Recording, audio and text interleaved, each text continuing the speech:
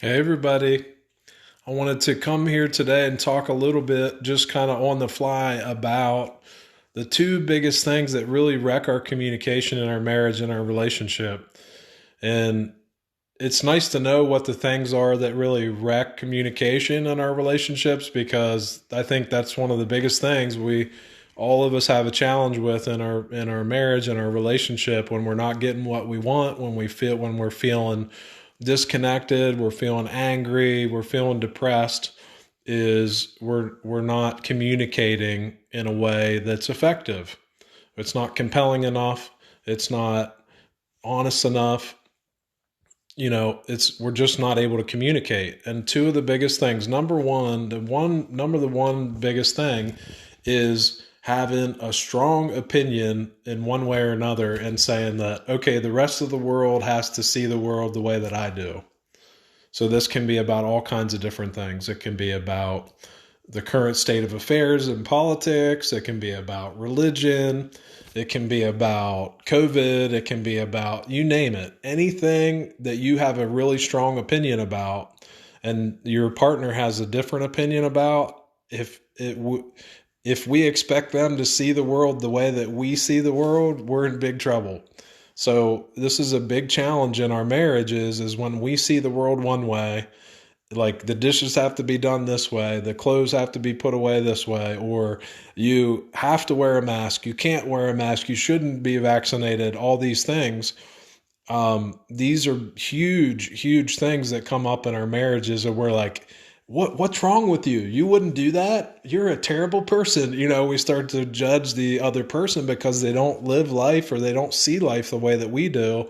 And then we're like, what the heck's wrong with you? You're an idiot. And we can start to get these ideas that the other person is wrong or bad because they don't see the world the way that we do. And we all experience the world differently, especially men and women as well. Men are just, we're different species. We're the same species, but we're like totally different in a lot of ways. The way that we see the world, the way that we experience things, um, and each individual is different. But then when you put that gender difference in there, that makes communication difficult as well.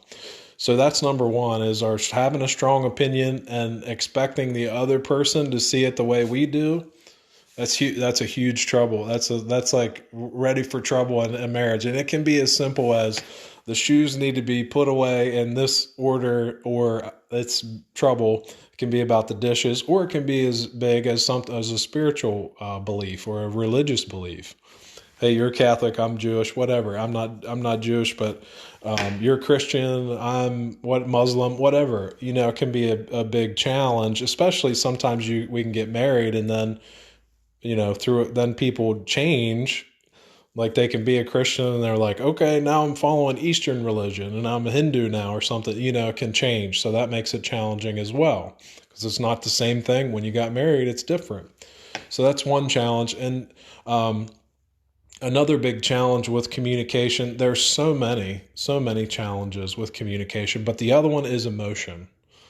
Okay, when we're scared, when we're angry, those things those emotions, when they come up, it makes communication impossible.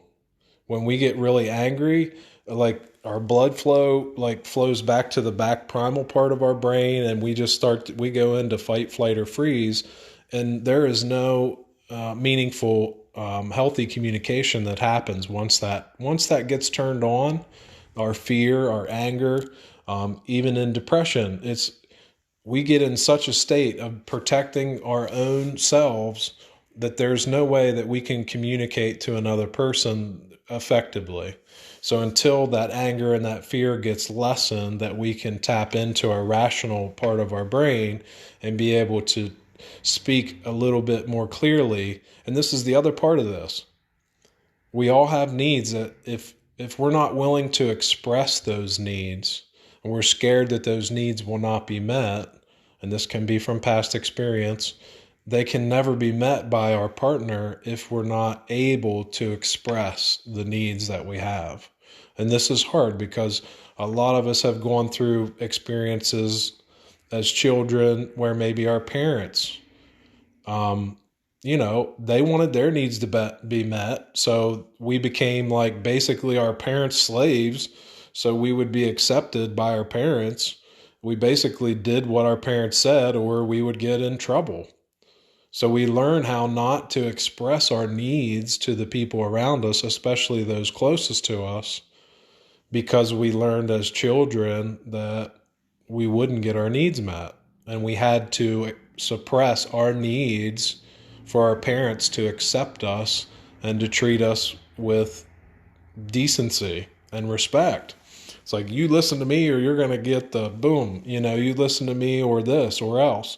So we can have this past experience that makes it a challenge for us to know how to communicate in our marriages. And this is something that I've worked with people to help them to learn how to tap into those needs and be able to communicate those in a way, in a compelling and in a clear way, to help people to be able to get those needs met. And so this is two of the things that I think are the biggest challenges that I've seen over and over in my own life and in my clients' lives, people that have come to me. I see this all the time. And number one is having really strong opinions of the way that life should be. And if the other person doesn't see it the way I see it, then they're wrong or bad. That creates major friction in any relationship, especially in marriage. And it makes it really hard to connect to your partner. And number two is, not expressing our needs to our partner. And this is normal stuff, and we all go through it at some level or another. And I work with people to help them tap into those needs and be able to communicate those and learn how to see the other person's perspective in a way that you can see it, that it's not a bad thing. It's just the way that they see the world. So I really appreciate you watching. I hope you got something out of this. If you did, put something down in the comments. Put away your biggest takeaway from watching this today in the comments. If you made it this far, congratulations. Thanks for watching. And I'll talk to you soon. Tomorrow at 12 noon, we're going to be talking about how to bring excitement back into your marriage. Tomorrow at 12, that's Eastern Standard Time. So we'll be here tomorrow, 12 noon, Eastern Standard Time. How to bring excitement back into your marriage. This is another big challenge that I see all the time in my clients' lives. It's like Groundhog Day. It's like my marriage is Groundhog Day. It's like the same thing over and over. It's like boring. Like, what do you do to eliminate that boredom? And we're going to talk about that tomorrow. So thank you for tuning in. Talk to you soon. Have a great day. Bye-bye.